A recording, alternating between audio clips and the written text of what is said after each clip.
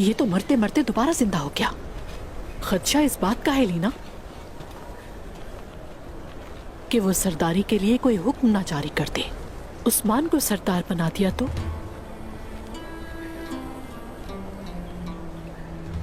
लीना,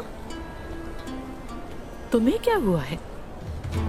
खैर तो है, इतनी पुरसुकून कैसे हो? अगर उन्होंने साउची की जगह उस्मान का इंतखाब किया तो फिर क्या होगा? क्या ख्याल है तुम्हारा?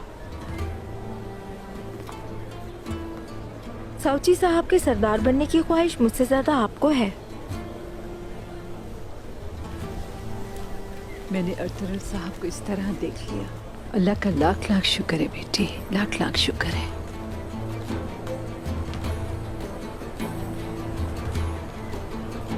अब पता नहीं ये क्या मंसूबे बना रही हैं।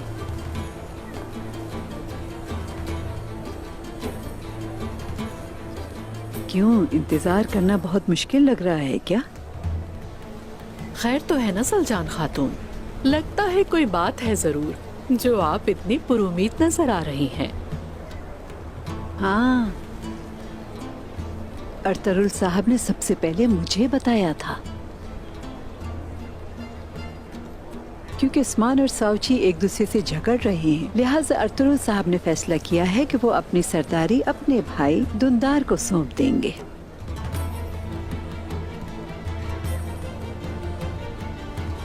मैं तुम्हें एक बात बताती हूँ, जो जाती फायदे के लिए इकट्ठे होते हैं वो बहुत जल्द अलग हो जाते हैं। मेरे कहने का मतलब यह है कि एक दूसरे से बच के रहना।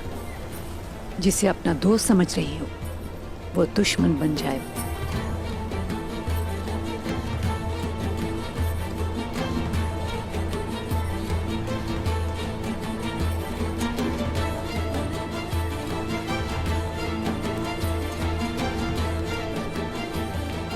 अल्लाह ही जानता है क्या होगा।